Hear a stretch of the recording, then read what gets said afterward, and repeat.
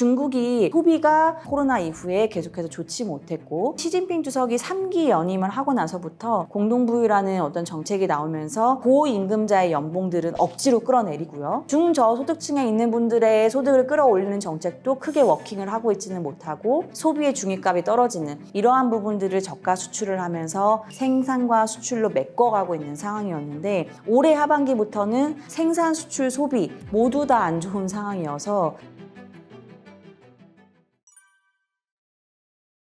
아무래도 초기에는 호기심으로 좀 접근하셨던 분들 비중이 높은 건 사실인 것 같아요. 다만 지속 가능성에 대해서는 저는 굉장히 회의적으로 보고 있지는 않습니다. 이미 저가 라인업에 있어서는 굉장히 마켓 쉐어는 많이 확보를 해둔 상태고요. 여기서의 소강 국면에 좀 들어왔다고 보는 게 좀 더 합리적인 상황인 것 같고 일단은 지금 저가 제품으로 접근하는 알리나 테무 같은 경우에는 통상 중국 안에서 생산이 되고 그 다음에 우리나라의 다른 리셀러를 통해서 중간 마진을 확보하시고 이제 파는 분들의 비중들이 꽤 됐었는데 그런 부분들의 시장이 다 없어졌다고 보시면 됩니다. 직접 판매를 한국에 하고 있기 때문에 그렇게 되면 소비자 입장에서는 더 낮은 단가로 공급을 받을 수 있는 장점도 있지만 우리나라 안에서 중국 제품을 가지고 와서 파시는 소상공인들 분들의 어려움들은 조금 더 커질 수 있겠다라는 생각이 들고 조금 더 연결해서 본다면 알리테무랑 직접적으로 연결되는 건 아닐 수 있지만 우리나라와 중국이 같이 경쟁 관계에 있는 산업들이 꽤 많습니다. 대표적으로 철강이라든지 전기차 같은 것들도 좀 포함이 되고 전기차에 더 연결되는 것, 2차 전지 같은 것들 이러한 부분들도 알리테무처럼 가격을 굉장히 많이 낮춰서 우리나라 시장에 그 다음에 우리나라도 또 같이 경쟁을 하고 있는 글로벌 기타 지역에서도 경쟁을 하고 있고 중국이 가격을 더 많이 낮추고 있기 때문에 이러한 부분들은 상당히 타격을 주고 있고 앞으로는 이러한 경쟁 관계가 더 강화될 가능성이 높겠다라고 보고 있습니다. 크게 두 가지 정도로 좀 볼 수 있을 것 같습니다. 첫 번째는 중국 안의 상황을 보셔야 되는데 중국 경기 자체가 굉장히 안 좋기 때문에 중국 사람들이 저가 소비를 선호하는 성향이 강화되고 있습니다. 그러니까 이러한 저가 제품은 박리담회를 해야 되는 거잖아요. 중국 안에서 더 싸게 많이 팔아야 여기서의 이익을 더 많이 도모할 수 있기 때문에 저가 제품들이 중국 안에서 넘쳐나고 있다는 배경을 보실 필요가 있고 그러다 보니 이 넘쳐나는 물건들이 중국 안에서 소화가 안 되고 있고요. 그래서 해외로 진출을 해서 박리담회 전략을 더 공고히 할 필요가 있다. 여기에서 이익을 더 많이 얻을 수 있는 방향으로 해외 수출을 하게 되면 전개가 되기 때문에 이러한 방향성들을 중국 기업들이 더 고수하고 있고 이건 기업들에서의 좀 관점이 있는 것 같고요. 그리고 두 번째로 제가 말씀드리고 싶은 거는 중국 정부가 이러한 저가 전략으로 해외 진출하고 있는 중국 기업들을 지원하고 있습니다. 이거는 왜 그럴까를 좀 살펴볼 필요가 있을 것 같아요.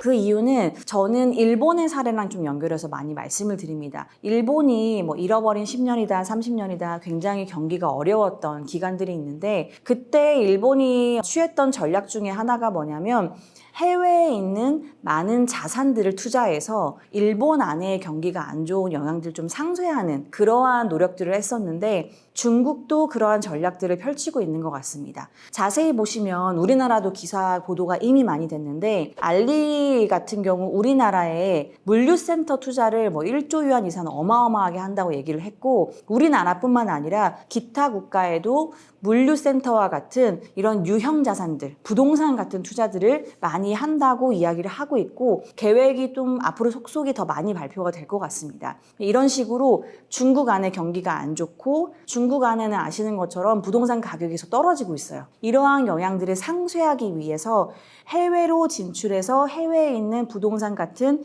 유형 자산을 매수하는 이러한 전략을 중국 정부가 좀 유도를 어느 정도는 하고 있는 것 같다. 중국 안에서의 어려운 부분들을 해외 자산을 확보하는 방향성을 가지고 상쇄하는 이러한 그림들을 좀 유도하고 있는 게 아닌가 싶어요. 일단 그 시즌을 딱 정확하게 무자르듯이 나눠서 말씀드리기는 어렵겠지만 제가 더 강화할 거다. 저가 전략을 가격을 더 낮추는 기간들로 보는 건 미국 대선이 마무리되기 전까지는 이러한 전략 전략이 좀 더 강화될 것 같습니다. 그 이유는 미국의 지금 대통령이 트럼프가 되든 해리스가 되든 사실 중국에 대한 압박은 더 강화할 가능성이 높고요.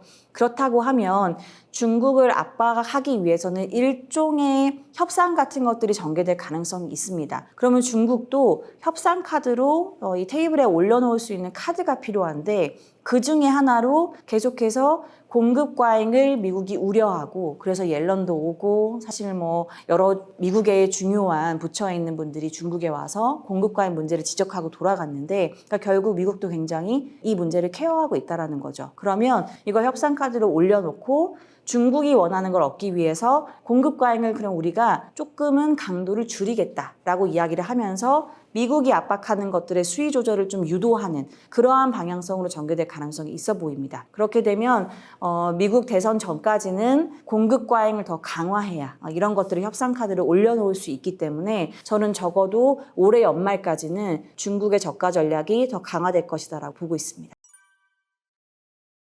중국이 최근에 신조어 비슷한 것들을 계속해서 정부가 얘기하고 있는데 두 가지입니다. 신품질, 고품질 이런 얘기들을 굉장히 많이 하는데요. 이게 귀결되는 게 뭐냐면 결국에는 우리가 미국의 압박에도 불구하고 중국 제조 2025 그러니까 중국이 전반적인 주요 산업, AI, 통신, 반도체 이러한 분야에서 우리가 기술력을 확보할 거야라는 노력들을 내려놓지 않겠다라는 겁니다. 여기에서 중요한 내용 중에 하나가 이제 로봇인데요. 로봇이 중요한 이유는 물론 여러 가지 산업에서 앞으로 로봇이 중요한 역할을 할 것이다라는 내용도 있지만 중국이 지금 처하고 있는 사실 중에 가장 중요한 건 첫 번째로는 중국 안에 인구 절벽 문제가 심각합니다. 우리나라도 여기서는 자유롭기는 어렵지만 그러면 이 줄어들고 있는 인구 대비 앞으로 노동력을 어떻게 확보해서 채산성을 늘릴 것인가. 중국은 인구가 많이 늘어나는 원래 인구 보너스 효과를 누리는 국가였는데 지금은 그렇지가 못하기 때문에 원래는 인당 한 명당 노동력을 하나만 공급해도 여기서의 충분히 중국의 GDP가 성장할 수 있었는데 인구가 줄고 있기 때문에 인구 한 명당 적어도 2에서 3 정도의 노동력은 나와줘야 되는 겁니다. 근데 이거를 만들기가 쉽지가 않고 그래서 로봇으로 여기에서 나타나는 갭을 메우기 위한 노력들을 하고 있는 거예요. 로봇을 생산하기 위해서는 로봇에 들어가는 특히 휴머노이드, 인공지능을 탑재한 로봇이 들어가려면 반도체 칩도 필요하고 여러 가지 부품들도 필요한데 여기에서 중국이 우위에 있는 것이 하나 있습니다. 뭐냐면 중국은 제조업 강국이기 때문에 각각의 부품들을 가장 가성비 있게 공급해서 최종 제품을 양산했을 때 기타 국가 대비 가장 합리적인 가격대로 공급할 수 있다는 장점을 가지고 있는 나라 중에 하나예요. 그렇게 되면 이렇게 가격 단가를 낮춰서 로봇을 공급할 수 있게 되면 인구가 줄어도 인구 보너스 효과를 좀 누릴 수 있는 생산할 수 있는 인구를 대체할 수 있는 거니까 그러한 노력들을 강화하고 있는 게 있고 두 번째로 또 보실 수 있는 포인트는 뭐냐면 중국이 미국의 제재 때문에 많이 알고 계시는 IRA라고 하는 미국의 법안 때문에 중국 안에서 생산된 물건들이 미국이나 EU 같은 지역으로 수출이 되기 굉장히 어려운 구조를 지금 띠고 있습니다. 그렇기 때문에 중국이 취하는 전략은 멕시코라든지 인도네시아, 베트남 이렇게 우회 수출국을 통해서 미국이나 기타 지역으로 수출을 하는 전략들을 강화해 나가고 있는데 그렇게 하려면 로봇이 굉장히 중요한 수단 중에 하나가 됩니다. 왜냐하면 각 국가별로 일단은 인건비가 다르고요. 노동법도 다르게 설정이 되어 있고 단순하게는 문화적 정서도 다르고 언어도 다르기 때문에 이 사람들을 교육시켜서 숙련공으로 만들어서 얼만큼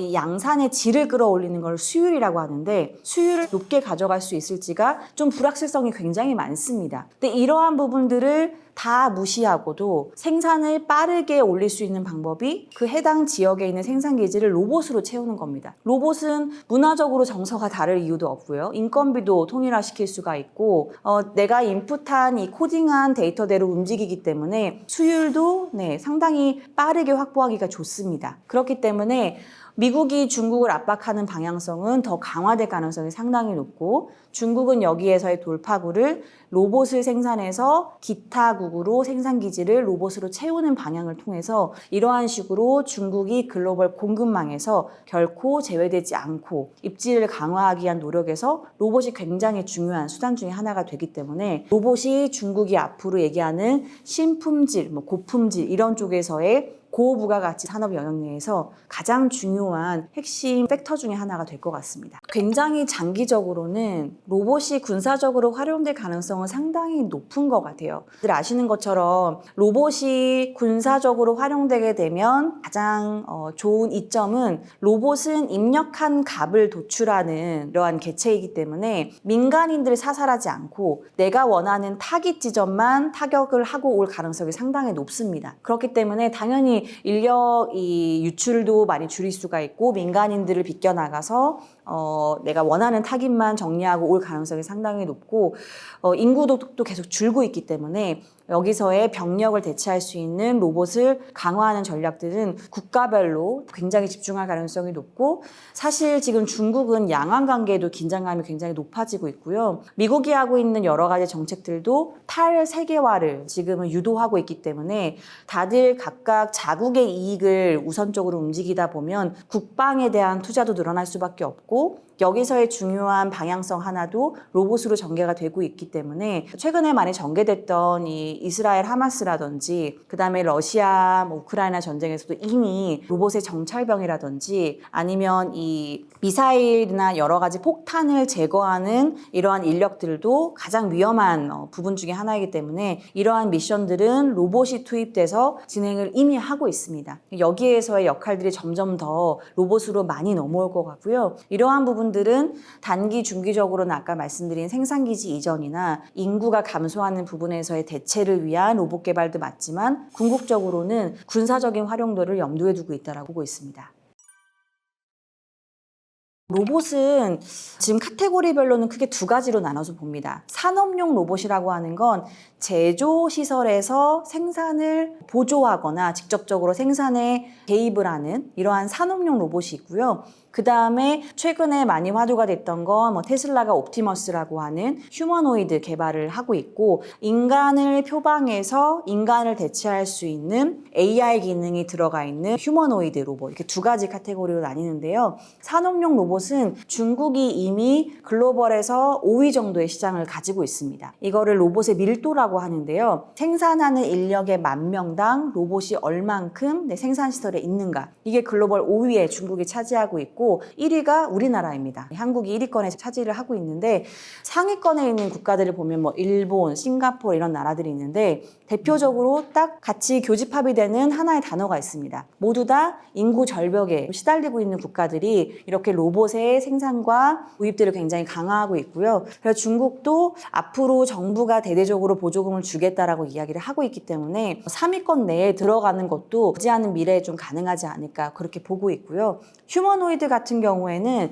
중국이 대대적으로 양산을 하고 있는 상황은 아니긴 합니다. 여전히 미국도 그렇고요. 테스트 단계에 넘어와 있고 다만 테스트 단계에서 소규모 생산을 하는 제품들 중에서도 중국 기업의 가격이 가장 낮게 휴머노이드에서도 형성이 좀 되고 있고요. 그래서 이러한 휴머노이드가 양산이 됐을 때의 가격 경쟁력을 가져가는 부분도 중국 기업이 좀 될 수 있겠다라는 부분들 양산 시점을 조금 우리가 모니터링을 계속 해야 될 것 같고 그 다음에 특허 신청하는 건수들을 좀 보실 필요가 있을 것 같아요. 글로벌에서 가장 많이 특허 신청을 하고 있는 기업, 국가별로 합쳐봐도 기업도 중국의 유비텍이라고 하는 중국 기업이 가장 많이 특허 신청을 하고 있고 국가별로도 일본보다도 중국이 더 많이 휴머노이드 기술에 대한 특허 신청을 하고 있습니다. 그러니까 이게 질문 주신 것처럼 얼만큼 이 기술에 대단한 퀀텀 점프를 가져올 수 있는 특허 신청을 한 건지는 하나하나 좀 뜯어봐야겠지만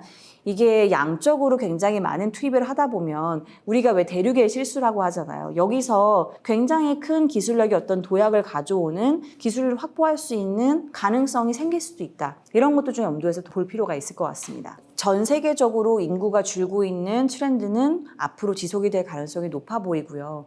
그리고 점점 이러한 젊은 층들이 글로벌 트렌드가 생산 라인에서 생산직을 담당하는 거, 이러한 고된 노동보다는 조금 더 화이트 칼라에 가까운 쪽에 직종을 선호하는 현상들이 지속되고 강화될 가능성이 높기 때문에 이쪽에서의 역할들을 로봇이 대체하는 부분들은 저는 뭐 거스를 수 없는 시대의 흐름인 것 같고요. 이러한 방향성에서 로봇의 투자는 글로벌리 강화될 가능성이 상당히 높고, 특히나 생산을 주로 진행하고 있는 제조와 수출 위주의 형성이 되어 있는 이 국가 경제 체제를 띠고 있는 국가들은 이러한 방향성이 전개될 가능성이 굉장히 높고, 그게 이제 알고 있는 사실 중국이라든지 일본, 우리나라, 미국도 여기에서 같이 맞춤을 좀 해서 같이 나아가고 있는 상황이고, 이런 쪽에서의 흐름들이 앞으로 지속이 되면서 로봇 산업에 대한 투자와 국가별로 기술력 확보의 이 경쟁 우위 다툼들은 강화될 가능성이 높다라고 보고 있습니다. 일단 로봇을 지금 생산하는 목적은 하고 있는 공급 과잉에서 이 저가 카테고리를 더 저가로 낮추기 위해서. 로봇은 인건비 대비 통제가 더 쉽고 단가를 끌어내리긴 더 좋습니다. 아시는 것처럼 로봇은 파업을 하지 않죠. 로봇은 사실 인건비 인상에 대해서 어떤 요구도 하지 않고, 이들은 뭐 상여금 요구도 하지 않기 때문에 인건비를 더 통제할 수 있다는 장점이 있고, 두 번째로는 이 생산을 주도해서 단가를 낮추는 로봇마저 중국이 양산을 하게 된다고 하면, 그리고 양산의 가격을 그 누구보다도 낮춘다고 하면 앞으로 생산을 하기 위한 로봇의 생산도 중국으로 주도권이 넘어갈 가능성이 있습니다. 중국은 그 방향성을 정확히 원하고 있는 것 같고요. 대표적인 예로 아까 뭐 태양광, 2차전지 말씀을 나눴지만, 이러한 산업들도 중국이 이렇게 중요한 산업의 터닝 포인트를 얘기하는 정치적인 회의를 삼중전회에서 많이 결정을 하는데요. 마침 얼마 전에도 삼중전회가 있었는데, 이 회의는 통상 10년에서 한 15년 텀 정도로 중요한 얘기들을 해주는데요.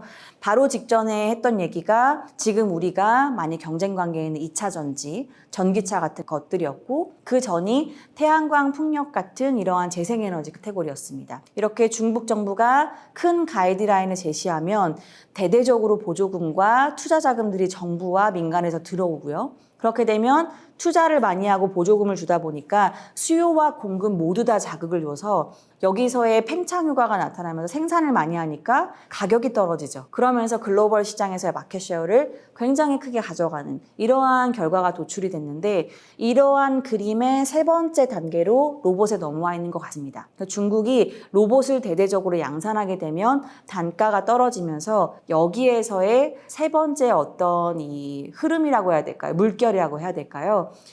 AI의 지금 가장 중요한 기업인 엔비디아도 AI의 다음 물결은 로봇이라고 했거든요. 여기서의 주도권을 중국이 가져가기 위한 노력들을 지금 하고 있는 게 아닐까, 이런 생각을 좀 하고 있습니다. 지난해부터 올해 상반기까지는 중국 경제가 두 단어로 요약이 가능했습니다. 뭐냐면 생산과 수출. 다른 건 다 무시하고 생산 수출을 가지고 로봇과 저가 전략이랑도 연결이 되는데, 저가로 공급과 생산을 굉장히 많이 해서 수출로 최대한 경기를 버티는 방향으로 중국의 전반적인 경제 구조가 지난해부터 올해 상반기까지는 그렇게 전개가 됐었습니다. 근데 문제는 최근 들어서 미국 경기도 조금씩 시들해진다, 그리고 미국도 금리를 내린다는 건 경기가 그만큼 호조세는 아니라는 거를 이제 직면하는 거기 때문에, 그렇다고 하면 중국의 수출도 한동안 좋았던 그림들이 단가를 아무리 낮춰도 그만큼의 양을 좀 불러일으키는 좀 어렵겠다라는 판단을 들게끔 하고, 이미 그러한 상황들이 좀 보이고 있습니다. 그리고 수출을 할 때 중요한 요소들이 여러 가지 있지만 가장 또 중요한 것 중에 하나가 환율입니다. 그러니까 더 싸게 공급하려면 환율이 낮아야 되는 거거든요. 근데 중국은 환율을 낮게 경기가 안 좋다 보니 유지가 되다가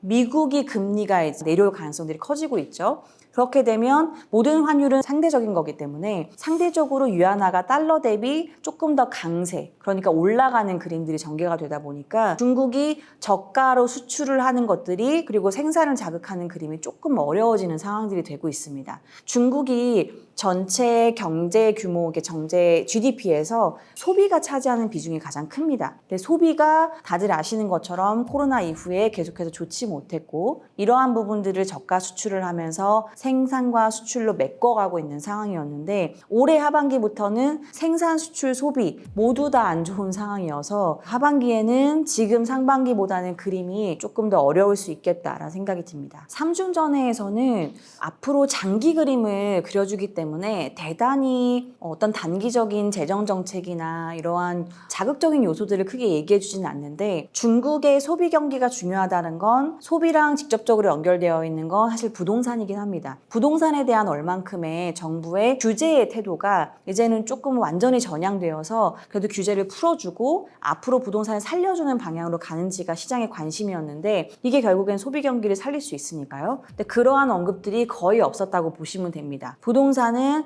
여전히 여기서의 문제가 되고 있는 부채들은 줄여야 되고 부동산이 중국 인구가 줄고 있는데 신규 공급이 계속 늘고 있었던 상황이거든요. 이거를 줄이는 방향성으로 유지가 되다 보니 주택 가격이 여전히 떨어지고 있고 주택 가격이 떨어지면 소비 시장이 살아나기는 좀 어렵습니다. 그렇기 때문에 실망감이 컸다라고 판단하시는 비중들이 크게 나타나고 있습니다.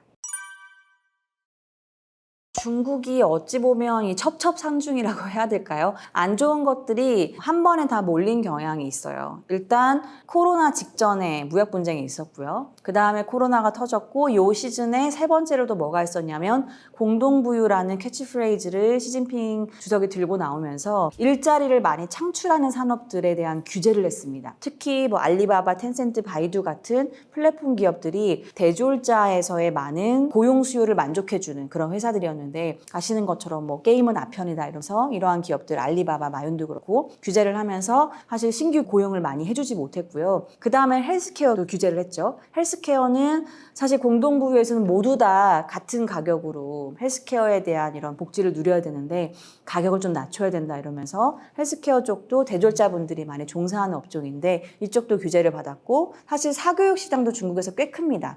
사교육도 규제를 하면서 뭐 강사 쪽으로 전향하시는 분들도 비중이 많이 줄었고요. 그러다 보니 고용 시장이 안 좋아졌고 코로나 왔죠. 무역 분쟁 겪으면서 중국의 수출 경기도 사실상 한번 휘청인 게 맞습니다. 그런 여러 가지가 결합되다 보니 중국이 소비 경기가 코로나가 이제 끝나고 리오프닝이 됐음에도 불구하고 회복이 전혀 안 되고 있고 이러한 여파들을 우리가 좀 고용시장에서 찾아볼 수 있는 게 뭐냐면 중국의 이 직종별로 임금 상승률을 좀 들여다보면요. 10년 평균 기준으로 보면 상위권에 있는 업종들이 제가 아까 말씀드렸던 주로 플랫폼, 이제 IT텍이라든지 부동산도 여기에 들어가고 금융권, 뭐 헬스케어 이런 것들이 들어가는데 최근 1년 평균으로 그려보면 이 고임금자였던 분들의 임금 상승분이 오히려 중하위권으로 떨어졌습니다. 근데 이 중하위권인 분들이 주로 거주하시는 지역이 어디냐면 중국을 주로 세 가지 덩어리로 나눠서 보거든요.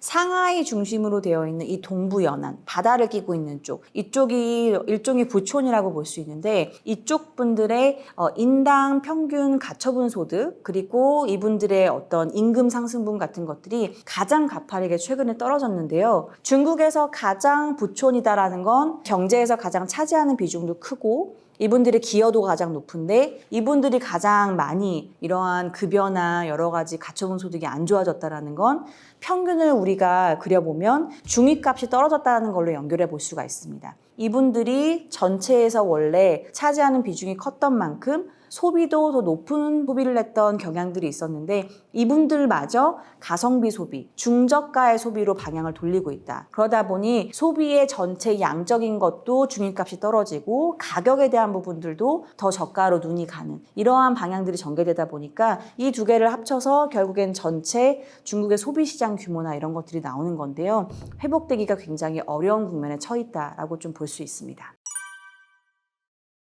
중국의 외국인 투자, 직접 투자, FDI라고 얘기하죠. 이게 집계된 이후로 이렇게 빠르게 감소한 적이 사실상 없습니다. 지금 집계된 데이터 기준으로 가장 빠르게 중국으로 들어오는 외국인 자금들이 줄어들고 있는 상황이고 특히나 채권으로 들어오는 자금들이 굉장히 많이 줄어들었어요. 대표적으로 장기 투자를 하는 자금을 채권이라고 많이 보고 단기적으로 투자 좀 하는 자금을 주식이라고 보는데 오히려 올해 상반기 기준으로 주식은 외국인 자금들이 자금들이 조금 들어왔습니다. 하반기로는 다시 좀 빠지고 있기는 하지만, 근데 장기적으로 중국의 성장 가능성을 보고 굉장히 짧게 사고 팔고 하는 게 아니고 장기 자금으로 보는 채권 자금들은 계속해서 유출이 되고 있다라고 보실 수가 있고요. 이러한 자금들은 정말 정확히 반대로 인도와 같은 지역으로 많이 들어가고 있는 상황입니다. 인도는 장기적으로 인도의 성장성을 좋게 보고 들어가는 채권 자금들이 꾸준히 들어가고 있는 상황이고요. 그리고 지분 투자 같은 것들. 그래서 인도 안에 생산 시설이나 직접 이런 조인트 벤처, JV 같은 기업을 설립하는 이러한 자금들은 굉장히 많이 들어가고 있고, 반대로 중국은 이러한 자금들이 계속 이탈하는 과정들이 올해 강화되고 있다. 이렇게 보여집니다. 그러다 보니 MSCI라고 해서 글로벌 자금들이 어떻게 이 자금 흐름이 보이는지를 대표하는 지수라고 볼 수 있는데, MSCI 지수 안에서 신흥시장 카테고리로 나눠서 보면 가장 좀 비중이 큰 게 중국, 인도, 대만, 한국 이렇게 볼 수 있어요. 중국이 비중이 가장 컸을 때는 40%였거든요. 요게 최근에 26%까지 떨어졌습니다. 그리고 인도 같은 경우에는 8%에서 지금 16%까지 2배 정도 가량 늘어났다고 볼 수 있습니다. 중국의 감소분을 거의 대부분 인도가 가져가고 있다고 해도 과언이 아닌데요. 이런 식으로 특히나 신흥국 카테고리 안에 있는 자금들이 중국을 등지고 다른 나라 쪽으로 가는, 주로 이코노미스트지에서는 이 단어를 알타시아라고 표현을 하는데, 알트 전환한다. 아시아, 중국을 제외한 다른 지역으로. 이러한 기조가 앞으로도 전개될 가능성이 좀 높아 보입니다. 일단 정책의 일관성이 상당히 낮아졌다라는 게 글로벌 투자자들이 중국을 등지고 다른 나라로 가게 된 트리거 요인이 된 것 같은데요. 중국은 공산당이 일당 독재하는 국가이고 통상 경제 계획도 5년 계획 이렇게 크게 장기적으로 방향성을 제시하기 때문에 짧게 정책들이 변경되는 경향들이 굉장히 낮았었죠. 근데 최근에 시진핑 주석이 3기 연임을 하고 나서부터 보시면 갑자기 산업 규제를 한다든지 공동부유라는 어떤 정책이 나오면서 어찌 보면 고임금자의 연봉들은 억지로 끌어내리고요. 중저소득층에 있는 분들의 임금을 끌어올리기 위한 이러한 복지 정책 같은 것들이 최근에 좀 나오고 있는데, 중저소득층에 있는 분들의 소득을 끌어올리는 정책도 크게 워킹을 하고 있지는 못하고, 반면에 고소득자인 분들의 임금은 떨어지고 있다 보니 아까 말씀드린 소비의 중위값이 떨어지는, 그러면 결국엔 주식시장은 기업 이익을 보고 얼만큼의 이 시장에서의 이익이 좋아질 것인지를 보고 투자하는 건데, 이익이 좋아지기에는 굉장히 어려운 환경이죠. 그리고 여기서의 정책 방향성도 일관성이 없고 갑자기 산업 규제가 나왔다가 또 갑자기 규제를 풀었다가 이러한 것들이 반복이 되다 보니 글로벌 투자자의 신뢰를 많이 잃었다라고 판단할 수 있습니다. 중국 안에서 거주하시는 현지분들 제가 굉장히 많이 고려를 한다고 보기는 어렵지만, 출장을 가거나 제가 주변에 아는 분들을 통해서 이렇게 교류를 해보면 일단 제가 금융권에 있기 때문에 중국 금융권에 종사하시는 분들 말씀을 들어보면 임금이 매년 최소 20% 정도 삭감이 되고 있다고 하더라고요. 저도 임금이 느리게 오르는 건 경험은 해봤는데 삭감이 되는 경험은 안 해봐서 굉장히 현실적으로 여러 가지 현금 흐름들은 다달이 나가는 것들이 있기 때문에 어렵지 않을까라는 생각이 들고, 그래서 어떤 이 회사에서 일을 하는 이런 능동적인 부분이라든지 이러한 것들이 많이 저하되고 있다라고 하더라고요. 그래서 쇼핑몰에서 사람들이 없고 폐업하고 이러한 분위기가 고용시장이랑 연결해서 보시면 확실히 그림이 좀 명확히 그려지는 것 같습니다.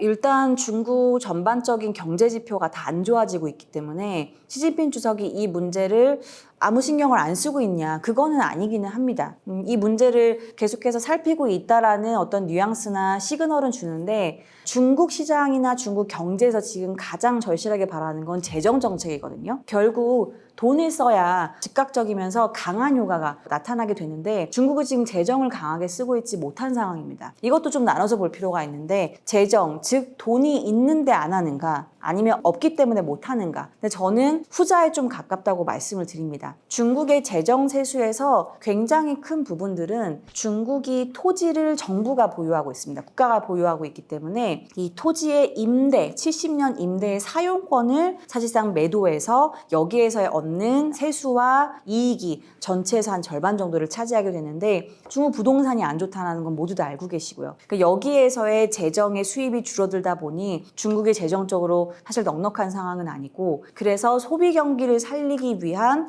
지금 대대적인 어떤 조치가 재정적으로 나오기 굉장히 어렵다. 그래서 중국이 옛날처럼 소비 쿠폰 주고 그 다음에 부동산을 조금 살린다라는 기조가 보이면 중국 다시 리오프닝 나오면서 대대적으로 경기가 좋아질 수 있다, 이러한 기대감들이 나오지만 그러지 못하는 이유는 중국이 재정을 쓰고 있지 못하기 때문에 라고 좀 보실 수가 있고, 그렇다고 하면 중국이 재정이 아예 없는 건 아닌데 소비가 가장 크고 중요하니까 여기에 돈을 집중적으로 써야 되는 게 아닌가라는 생각을 또 하실 수가 있어요. 그런데 시진핑 주석은 장기 집권을 지금 이미 헌법을 바꿔서 가능한 구조로 바꿔놨고 그렇게 할 가능성이 상당히 높기 때문에 단기적인 그림보다는 장기적으로 중국이 미국과 다투어서 이 패권 싸움에서 우위를 점할 수 있는 분야가 뭔지에 굉장히 집중을 하고 있습니다. 그래서 고부가 가치 산업 내에 있는 AI라든지 반도체 이런 쪽에서의 투자를 굉장히 강화하고 있고, 지금 재정은 AI 반도체 이쪽으로 들어가는 자금의 비중이 상당히 많이 커지고 있고 앞으로도 그럴 가능성이 높습니다. 우리가 장기적으로 한번 생각을 해보면 중국의 인구가 줄어들고 있는 건 맞고, 그러면 부동산은 더 많이 지으면 안 됩니다. 부동산 시장을 살리면 안 되는 게 맞고, 그러다 보니 소비 시장은 천천히 회복이 될 가능성이 상당히 높아지는 것 같고요. 그렇지만 인구가 줄어들면서 여기에서 생산성이 줄어들고 앞으로 인구의 감소분을 같이 대체하면서 생산을 더 낮은 단가로 많이 공급할 수 있는 인력을 확보하는 쪽에서의 투자, 이러한 것들은 반도체 투자가 또 같이 연결이 돼야 되기 때문에 여기서의 재정 투자가 강화되면서 우리를 놀랍게 하는 기사들이 나올 가능성은 좀 있을 것 같아요. 만약에 지금 보도에 이미 나오고 있는 것처럼 미국 제재에도 불구하고 중국이 7나노 공정, 반도체, 미세화 공정에 성공했고 5나노까지 하고 있다라는 얘기들이 나오고 있는데요. 이런 쪽에서의 성과물이 나오는 건 결국 중국의 재정이 이쪽으로 흘러가고 있기 때문이다. 이렇게 연결해서 좀 보실 수가 있을 것 같아요. 그래서 중국이 경제에 대한 해결에 대한 포인트를 우리랑은 좀 다르게 잡고 있다. 이렇게 보시는 게 맞는 것 같습니다. 지금 미국 대선은 트럼프가 되든 해리스가 되든 중국한테 좋은 방향성이 아니라는 거는 다들 이견이 없으신데요. 방향과 어떤 그 시나리오 자체는 좀 다르게 전개가 될 것 같습니다. 일단 트럼프 전 대통령 같은 경우에는 주로 관세에 대한 압박을 중국한테 하고 있기 때문에 중국이 저가 생산을 하는 데 있어서 오히려 굉장히 큰 위험 요소라고 볼 수 있죠. 이렇게 되면 가격이 굉장히 올라가기 때문에 미국에 들어가는 물건들이 저가 생산을 하는 게 큰 의미가 없어질 수 있을 가능성이 높고요. 그렇게 되면 중국이 소비가 안 좋기 때문에 생산과 수출로 경기를 버텨야 했고 그렇게 해왔는데 앞으로는 그렇게 하기가 굉장히 어려워질 거고, 그러면 다시 어떠한 모델로 중국 경제를 좀 버텨나갈 건지에 대한 고민이 필요하기 때문에 중국 입장에서는 경제 성장률 목표치를 올해 5%를 제시를 해놨는데 이걸 달성하기 앞으로는 좀 어려울 수 있겠다라는 고민들을 할 것 같고요. 두 번째로 만약에 해리스가 된다고 하면 해리스 후보 같은 경우에는